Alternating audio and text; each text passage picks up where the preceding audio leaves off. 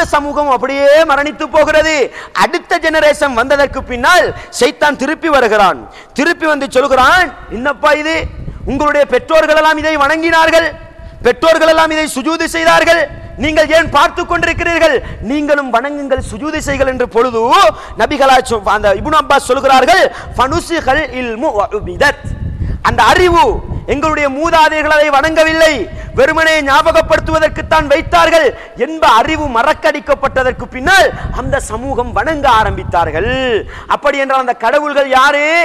கடவுள்கள் என்ற பெயரிலே வணங்கப்பட்ட தெய்வங்கள் யாரு? நல்லடியாருடைய பெயர்கள். அந்த நல்லடியார்கள் அழைத்தால் உதவி செய்வார்களா? அல்லாஹ் குர்ஆனிலே சொல்லி காட்டுகிறான் பாருங்கள், இன் ததுஊஹும், கபரிலே அடக்கம் செய்யப்பட்டவர்களும் சரி, எங்களை விட்டு மறைந்திருப்பவர்களும் சரி, அவர்களை நீங்கள் அழைத்தால் லா யஸ்மஉ துஆஅக்கும், நீங்கள் அழைக்கக்கூடிய அழைப்பை அவர்கள் கேட்க மாட்டார்கள், செவிமடுக்க மாட்டார்கள். ஒரு வார்த்தைக்கு உங்களுடைய நிலைப்பாடு இருக்கிறது அல்லவா, விளங்குவார்கள் என்று சொல்கிறீர்களே, கேட்பார்கள் என்று சொல்கிறீர்களே, அந்த வாதத்தின் அடிப்படையில் வலவு சமிஉ, அவர்கள் கேட்டாலும் கூட பதிலளிக்க முடியாது. அல்லாஹ் சொல்லுகின்ற செய்தியை பாருங்கள், கேட்டாலும் கூட அவர்களால் பதிலளிக்க முடியாது. வயௌமல் கியாமத்தி, வயௌமல் கியாமத்தி, கியாமத்து நாளையிலே அல்லாஹ் அவர்களை எழுப்புவான். எழுப்பி, உதாரணமா வைத்துக் கொள்வோமே, நான் போய் முஹியத்தீன் அப்துல் காதர் ஜீலானி அவர்களிடத்திலே ஒரு துஆவை கேட்கிறேன், ஒரு பிரார்த்தனையை செய்கிறேன். கேட்டால் அல்லாஹ் சொல்வது என்ன?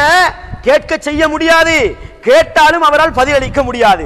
மறுமை நாளையிலே அல்லாஹ் எழுப்பி முஹியத்தீன் அப்துல் காதர் ஜீலானி அவர்களிடத்திலே கேட்பான், இந்த முர்ஷித் என்பவர் உங்களிடத்தில் வந்து பிரார்த்தனை செய்தாரா, இதை நீங்கள் சொன்னீரா என்று கேட்டால் யக்ஃபுரூன பிஷிர்கிஹிம், யக்ஃபுரூன பிஷிர்கிக்கும், நீங்கள் வைத்த இந்த இணை இருக்கிறதல்லவா சிறுக்கு, இதை அவர்கள் மறுத்து விடுவார்கள். ஏன்? அவர்களுக்கு தெரியாது, நான் எவ்வளவுதான் பிரார்த்தனை செய்தாலும், கபரடியிலே மாதக்கணக்கு படுத்தாலும் அந்த கபரில் உள்ளவருக்கு தெரியாது, அவர் மறுத்து விடுவார். அல்லாஹ் சொல்லுகின்ற செய்தியை பாருங்கள்.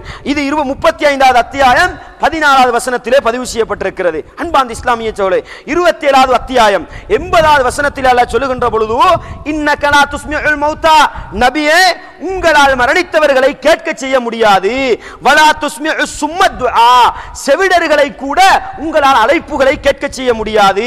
இதா வல்லோ முதுபிரீன், அவர்கள் புறமுதுகு காட்டி போய்விட்டால், உங்களை மறுத்து ஒதுங்கி ஓடிவிட்டால் உங்களால் கேட்க செய்ய முடியாது. ஃபைன்னக லா துஸ்மிஉல் மௌதா, நபியே உங்களால் மரணித்தவர்களை கேட்க செய்ய முடியாது. அதே செய்தியை 30வது அத்தியாயம் 52வது வசனத்திலும் அல்லாஹ் சொல்லி காட்டுகிறான். அன்பார்ந்த இஸ்லாமிய சோழே, இந்த வசனத்தை வைத்துக்கொண்டு எப்படி சொல்வார்கள் தெரியுமா? இதிலே அல்லாஹ் சொல்வது என்ன தெரியுமா? உள்ளம் மௌத்தானவர்களை, கபருக்குள் உள்ளவர்களை சொல்லவில்லையாம், உள்ளம் மௌத்தானவர்களை அல்லாஹ் சொல்கிறானாம். காஃபிர்களை அல்லாஹ் சொல்கிறானாம். காஃபிர்களை சொல்லட்டும், காஃபிர்களை அல்லாஹ் சொல்லி இருக்கட்டும், நான் ஒரு மனிதரை பார்த்து உங்களுடைய முகம் சந்திரனை போன்று என்று சொல்கிறேன், உங்களுடைய முகம் சந்திரனை போன்று என்று சொல்கிறேன். என்ன அர்த்தம்? நீங்கள் உடனே முடிவெடுக்க வேண்டும், சந்திரனுக்கு என்னை விட பிரகாசம் இருக்க வேண்டும். நான் எதை உங்களுக்கு உவமையா தருகிறேனோ அதற்கு உங்களை விட என்ன இருக்க வேண்டும்? அந்த பண்பு அதிகமாக இருக்க வேண்டும். உதாரணத்துக்கு, நீங்கள் ஒரு அத்தரை பூசிக்கொண்டு வருகிறீர்கள், ஒரு நறுமணத்தை பூசிக்கொண்டு வருகிறீர்கள். நான் சொல்கிறேன், இந்த ரோஜா பூ வாசம் அடிக்குதப்பான்றேன். நீங்க என்ன முடிவெடுக்க கூடாது? ரோஜா பூவை விட என் அத்தர் வாசம்னு முடிவெடுக்க கூடாது. என்னுடைய அத்தரை விட ரோஜா பூ மனமானது, இப்படித்தான் முடிவெடுக்க வேண்டும்.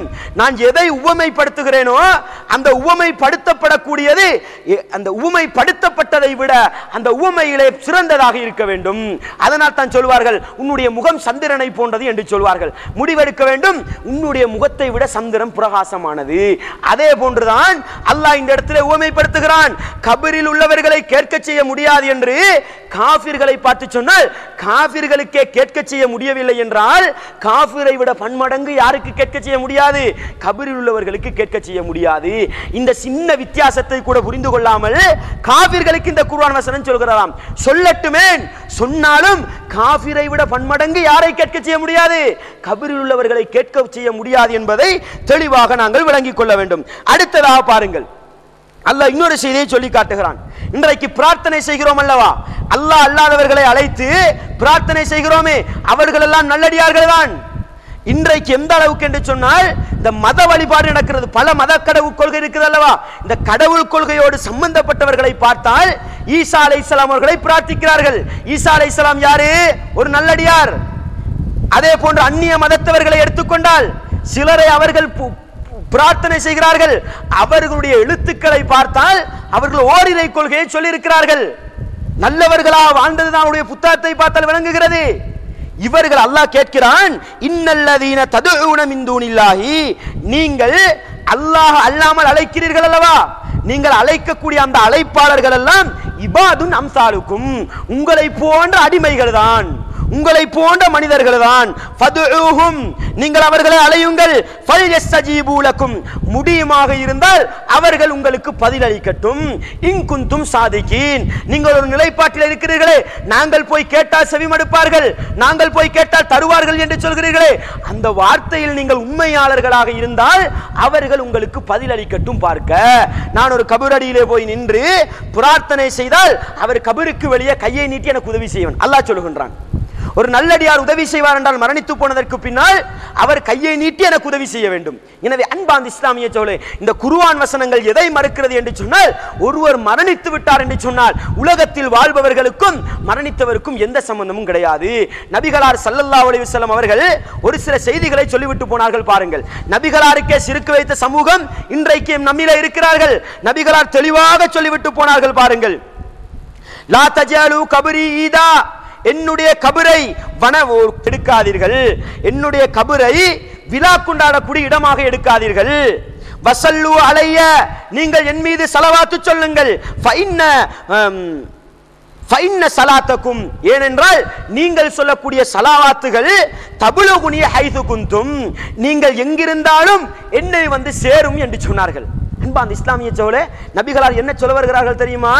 என்னுடைய கபரடியை விழாக்கள் கொண்டாடப்படக்கூடிய இடமாக எடுக்காதீர்கள்.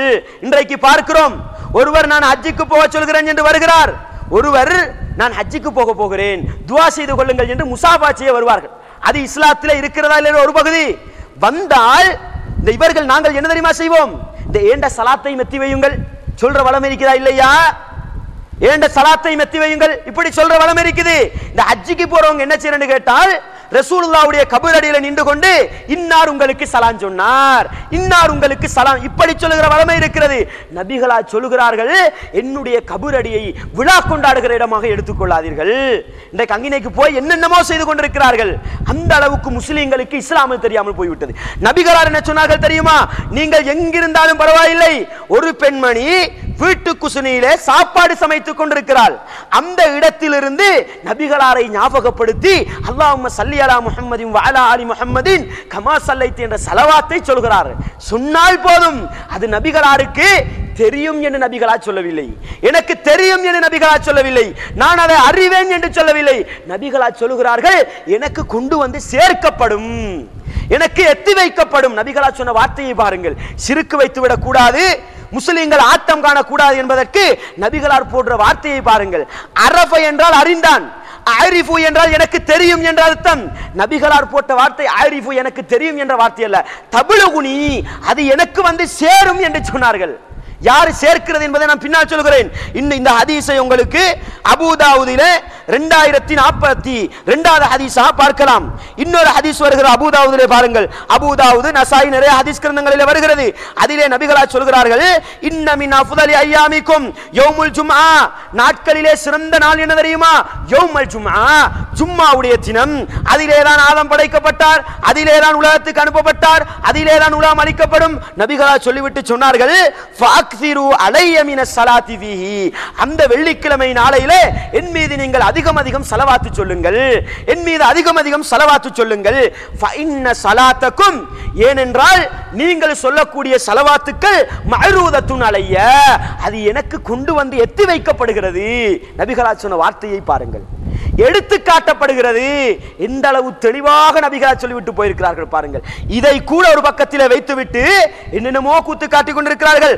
அப்பொழுது நபி தோழர்கள் கேட்டார்கள், அல்லாஹ்வின் தூதரே, வகைஃப துஅரது ஸலாத்துனா அலைக்க வகத் அரந்த, நீங்கள் மரணித்து போனதற்கு பின்னால், உங்களுடைய எலும்புகள் உக்கி போனதற்கு பின்னால் எங்களுடைய ஸலவாத்து உங்களுக்கு எப்படி எத்தி வைக்கப்படும் என்று கேட்டார்கள். நபித்தோழர்கள் கூட சரியாக புரிந்து கொண்டார்கள். பாருங்கள், உங்களுக்கு எப்படி தெரியும் என்று கேட்கவில்லை, நீங்கள் எப்படி அறிவீர்கள் என்று கேட்கவில்லை, உங்களுக்கு எப்படி எத்தி வைக்கப்படும்.